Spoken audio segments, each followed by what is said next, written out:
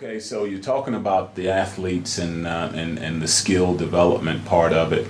Can you just touch on what athletes need to learn in the process of learning for kids? Because in today's day and age, they kind of want to skip a couple of steps to try to get there a little bit quicker.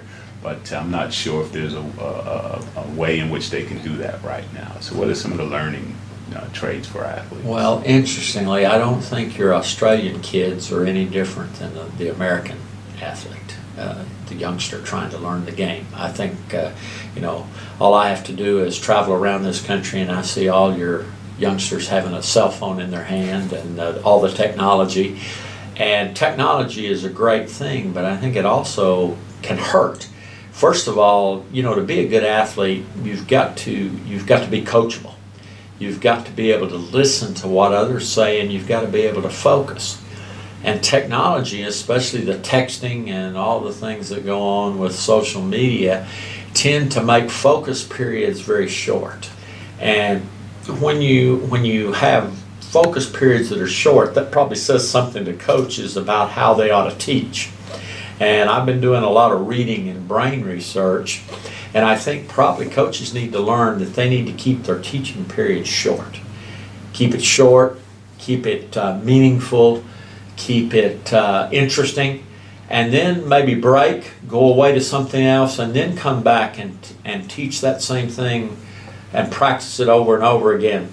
The greatest basketball coach in the history of basketball in the U.S. was a man named John Wooden.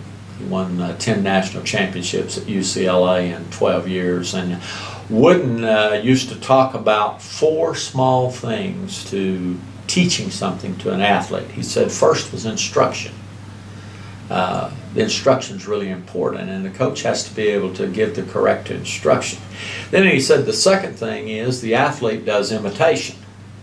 You imitate what was instructed. The third thing that Wooden talked about was correction. The athlete's not going to do it right the first time. So you got to correct. And then the last thing was repetition, over and over and over again. And I think one of the things that Wooden did is he kept the game simple.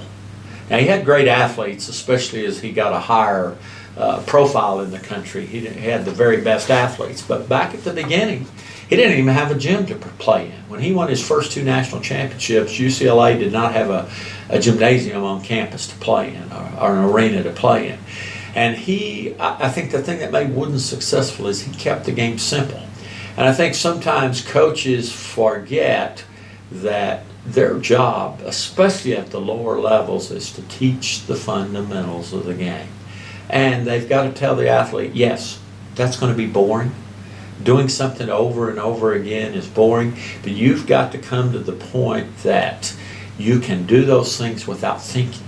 And the only way you can do that is by repetition over and over and over again. I think one thing that's really important that the coach began to realize that any group of athletes you have, they're going to learn differently. Some athletes learn more easily when you draw it up on the board for them and they can pick it up. Others, you have to actually take them down on the court, and you have to, if it's footwork, you may have to pick up their leg and move it and show them, this is what I'm trying to tell you to do. You need to listen. You've got to become very good at communication as a coach, and you need to be able to communicate in short bursts, short number of words. Pivot on your left foot, pivot on your right foot, jump off your left foot, jump off your right foot. And what you find, I think, though, is a lot of times the athletes, they hear, but there's a difference between hearing and listening. And listening is really important, and the coach has got to gain the respect of the athletes to the point that the athletes are not only hearing, but they're listening to what you have to say.